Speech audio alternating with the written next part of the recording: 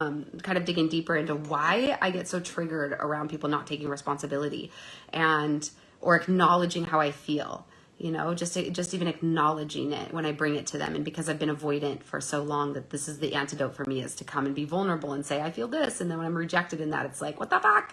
How do I do this the right way? And I think the most important thing is that I notice how triggered I am. And so with other people not taking accountability. So that's where my stuff is. And that's really where my focus is right now, is like, I'm going to do my stuff and you do your stuff. And my stuff is, why does it trigger me so much when other people don't? And what it's not even that it's really responsibility. It's more so acknowledgement. I think I've been using the wrong word here in the wrong context. What I wanted him to do from the beginning was that I was just learning when I met him to speak my feelings, to come and say, when this happens, I feel this. And I knew it was important for me to bring it to him, to bring it to anybody I'm in a relationship with, because if I don't do that, I start to avoid the person. I can be avoidant. That's my part of my trauma that I'm working with. And I didn't want to avoid, I wanted to get closer. And so I would come to him and say, this is how I'm feeling, so that he knew why I was distant, or why I was guarded, or why I wasn't as open or playful or whatever, why I seemed triggered or something like that. And I just wanted him to know. And all I really needed or wanted from him really in that moment was for him to just say, okay, I hear you. Oh, okay, I see thank you for letting me know. Just thank you for letting me know how you feel. So it's not like I was asking him to take responsibility for my feelings. That's not exactly it. I really just wanted to feel heard and seen. Here I am trying to use the tools as best I could to say, this is how I feel when this happens. And I was like, I'm not mad at you for this happening. What I want is to be able to express how I feel and feel heard. And I'm not getting that, so now I feel triggered. Now I feel triggered because I'm not able to express and feel heard. And that is, the refusal on his part to hear my feelings left me feeling unresolved. Or at least that was my interpretation of it. It took 5 years for us to get to an awareness level where we could just acknowledge that there was even an argument happening, or a disagreement. Well, there's something, you're feeling something. What are you feeling? It's okay to talk about what you're feeling. I'm not mad about this. Like, everything that's happening is okay. I just want to know, I just want to acknowledge that there is a thing here. I feel something, you feel something, and it's okay to talk about. And that's enough for me. That's actually all I need. That's usually enough for me. However, after days and days and hours of defensiveness or denial, I would feel so triggered. Like, we would go on for a week and like still trying to acknowledge something was between us so that we could actually try to resolve it. Like, couldn't get to step one, could not get to step one to save my life. And I guess I'm saying all of this because I want a deeper understanding for myself of my own trigger around this, of why does it bother me so much, the denial and the defensiveness? Why am I so triggered? I can still be defensive sometimes. I also have tools that I use that I feel are so much better than defensiveness. Now I see that in my past I was all defensive, and I would just, that would just blow up. And in this last relationship, I feel like I'd gained some tools, ironically, from my relationship before that. My ex of 10 years, my son's father, was an amazing communicator, and I learned a ton from him. He actually helped me. I never knew what personal responsibility was until he showed me. He took it all the time. He took responsibility for his shit all the time. And I was just like, wow, holy shit, that's amazing. It was so profound to me that I wanted to learn how to do that. And when I started learning, I remember the first time I did it and it felt like swallowing a grenade. Like, I went to him and I said, I just want you to know that I've processed everything you said and I think you're right. I think I do that. And it was so hard to get out of my mouth. I was choking on it. And then after I said it, I had something wash over me where I just felt this complete release and liberation. And I was like, oh my God. Like I felt absolved. And he was just like, wow, thank you, you know? And it was like everything just was ended in that second. And I was like, that took 2 seconds. Like all I actually had to say was, you're right.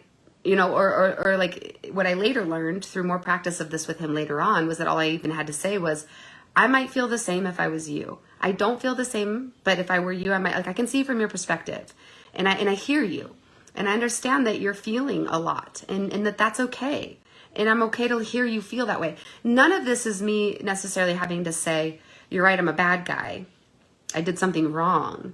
Because usually we're not doing something wrong. We're usually innocent and coming from innocent places. And that's why we become defensive, is because we don't want somebody to think we've done something. We don't feel like we've done something wrong, and we don't want that put on us.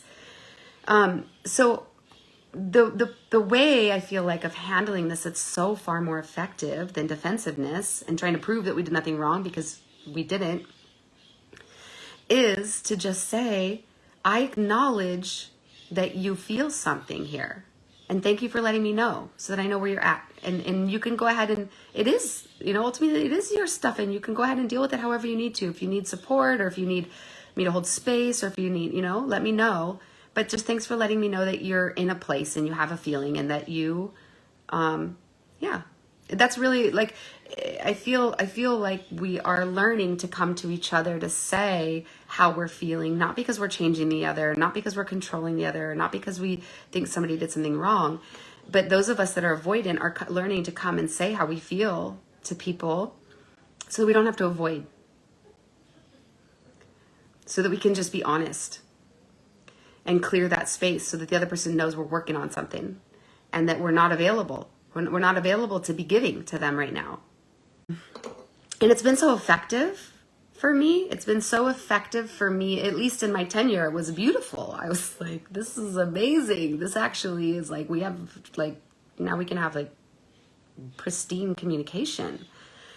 And then in my next relationship after that, I didn't have that. It's like I ended up with somebody who was more like me in my previous relationship before that. You know, like I was the one defensive in the 10-year relationship. And then I worked through all that in 10 years and then dating somebody who was more like the old version of me. And I got a taste of how that feels.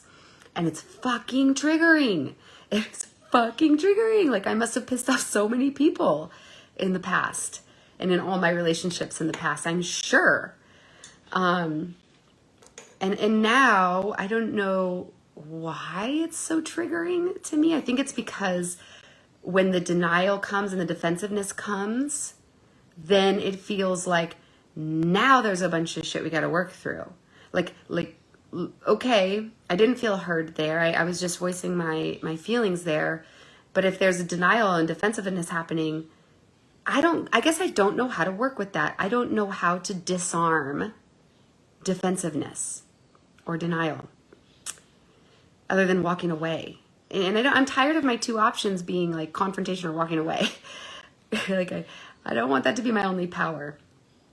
And I've relied on the walking away as my only power since I was a kid. I've done enough walking away. I am very familiar with that tool and technique and I'm really good at it. Too good at it. You know, I can just walk away and never look back. I don't want to do that anymore. That's avoidant. That is my avoidance. So if I come and I take, what normally happens is that I come and I take responsibility first in order to like model it and open the door and to show this person that my white flag is up. Like my white flag is up. I come in peace.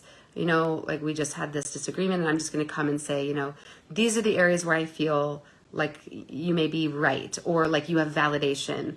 And these are the areas that I've seen that you didn't even mention that I feel like I want to own that might have contributed to this.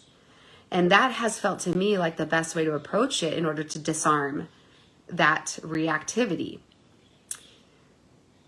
But it doesn't always work. Sometimes it does. Like if I'm speaking to another conscious human that understands all of this, it works beautifully.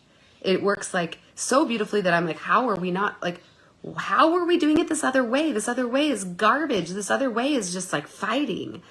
And this approach is just like so beautiful that we become so close afterwards. It's like, if it's in a relationship, man, I mean, I'm just going to say probably sex is happening because like, you know, accountability is so hot. Responsibility is such a turn on, and it's so liberating, and you feel so much connection afterward that it's like, wow, the golden key.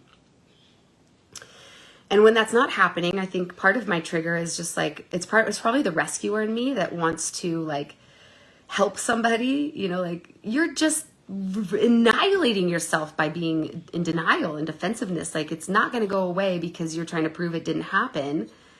It's exploding now, and it's worse.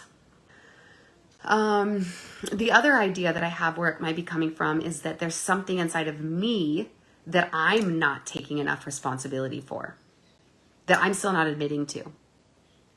Something that I feel maybe that I've done wrong, that I'm looking for acknowledgement for. I'm definitely open to that. I mean, I have worked so hard to be honest as I can be. And I know I still see like little microscopic places where I'm still not being honest with myself or with others, or like little places where I'm like, you know, I just watched myself say this and that wasn't even the full truth, or where I'm like distorting a story when I tell it or something like that. Like I'm really aware of these, and I'm always monitoring that, and I'm learning and growing. But maybe there's something in there, like something big in there that I haven't seen yet. And I'm projecting that out. Like something I've done to the masculine. Because usually this happens with the masculine. For some reason with women, it's easy. Like I can come to a woman and say like, I feel that, like when this happens, I feel this. And they're like, oh, I'm so glad to know. Thank you for telling me. And it's beautiful. But men, I think men have a tendency, this is a projection. I'm about to project, y'all. This is a judgment and a projection, I'm saying. That I have this belief that men have a tendency, or in my experience, I've experienced that men have a tendency to take things personally and feel criticized very easily, especially by the feminine. And so it could even be that when I come with a feeling like this, that it's interpreted as criticism, or as though I'm unhappy with them about yet another thing, and they feel like it's a problem they have to solve, or they want to fix it and they don't know how to fix it. I think that's a big part of why we become defensive, is we don't know how to fix it, so better to pretend it didn't happen. But again, I don't need fixing. I just need acknowledgement. I just need someone to say, thank you for sharing how you feel. And I'm glad to know how you feel, so that they're not in the dark. Because men say all the time, we don't understand women. Women are crazy. And this is our way of helping you understand us, is by saying, this is what I feel. I feel this when this happens, so that you understand me, so that you don't feel in the dark, so that I can make it, in some way, I feel like that makes it easier for the man. Like if I tell you how I feel when this happens, you have a guidepost, you know, whether or not you know, it's not up to you how I feel. It's not your fault that I feel this way. So you don't have to do anything as a result of that, but at least you know, and you can make choices based on that if you want to. And it feels like information, like I'm just giving information. And I personally love information, so that I can navigate better, you know? So, yeah, I guess I'm just opening up a can of worms today because it's on my plate and I want to do my work around it. I want to investigate it. I want to be curious. I want to ask myself questions. I want to look at it. Am I the problem? You know, I'm always asking myself that. Have I done my work? Have I really looked at myself? Have I asked myself all the questions? Have I taken full responsibility? Have I admitted to everything that I need to admit to? Because that's what I feel like my job is. Because I feel like that's what liberated me in the past. When I had that experience of being in a 10-year relationship with somebody who I could communicate so well with, and it was so graceful and smooth, I realized then, I was like, that this was my job. I was like, aha, if I show up like this, everything's going to be okay. And when I show up like this and it's not, because the other person doesn't either have those tools, or doesn't have the self-awareness, or doesn't have the maturity, or doesn't want to, or feels projected on, or for whatever reason that they don't choose to show up in that way or don't know how to, I guess I feel like they're not doing their job, and that pisses me off. Because I work so hard at it. I try so hard. It's so important to me. I know that to fucking lay down, I lay myself down there, and I've been run over by the bus so many times. Like, hello, white flag. I'm taking responsibility. I'm telling you, you're right. You don't need to run me over. You know, I want you to receive me. I want you to meet me here.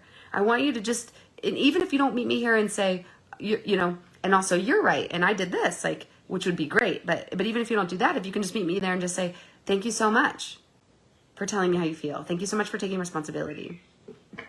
And part of it is that I'm ready for a fucking conscious human. I'm ready for a conscious man in my life. Like a really fucking conscious man that can handle conflict and communication and that knows how to hold his center and meet it well responsibly.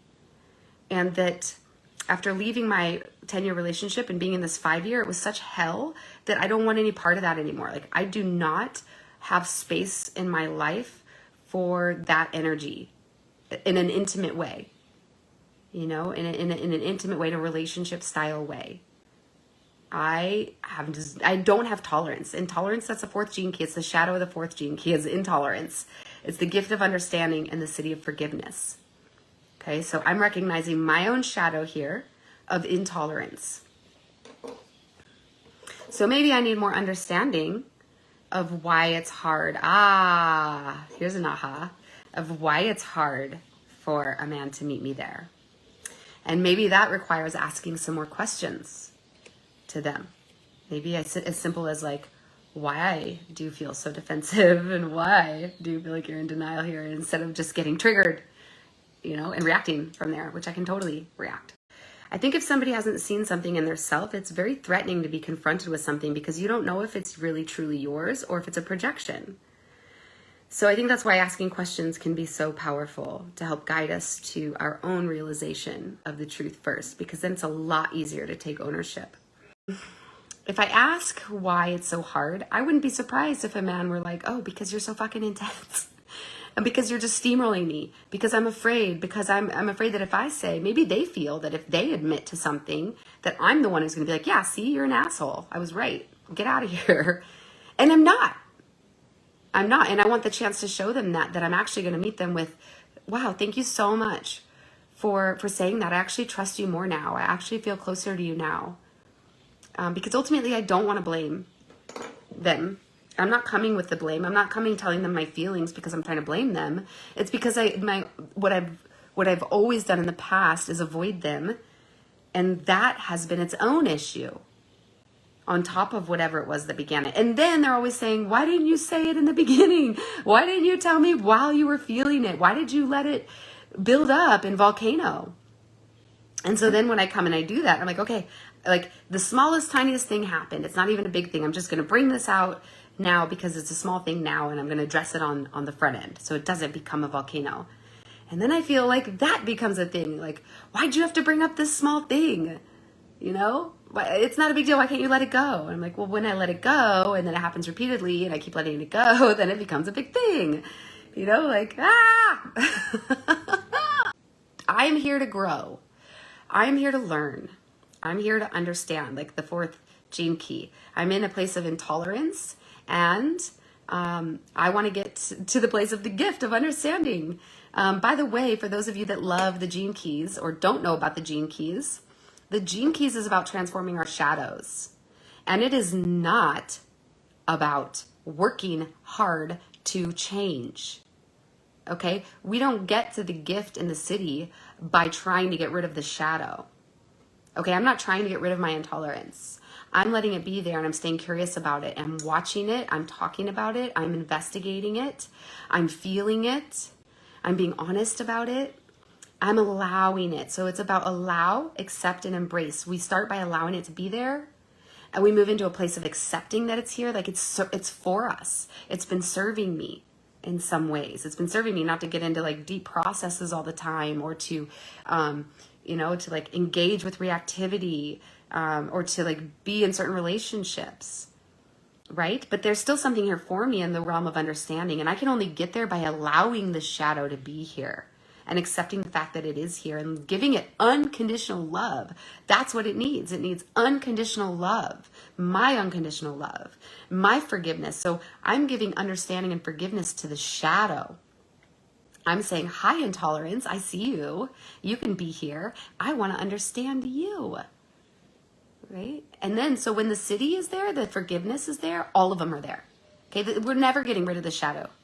Okay? We get to a point where we feel amused by the shadow. And we're like, oh my gosh, we're just such funny humans. We do these silly things. And we can laugh at ourselves. because it's always gonna be there. It's always going to be there some way. It's just that when the city's there, we realize that it was never bad, and that it's not actually like, we're like, oh, it's innocent.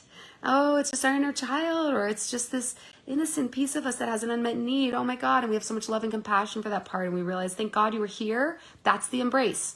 That's when the embrace happens. Allow, accept, embrace. Oh my God, thank you so much. I'm so glad you're here. I'm so glad you were with me this whole time. You were keeping me safe. You were giving me information. It was a beautiful part of me that was so scared, that didn't understand. Oh my God, I'm so glad. I love you so much. I don't want you to be gone. I want you to be a part of me. Then it integrates. Okay, that's when the forgiveness is just like, it's when the city is there. Because we get it. We love it. We don't want to be without our shadow anymore. And guess what happens then? The shadow just seems to evaporate. And it was never there to begin with, we realized. That was just mini me having a need and a feeling, and it's so sweet now, and I love that part, and now we're friends. All right. Off my soapbox. If that was a soapbox, I don't know. All right, I love you guys. I'll be back.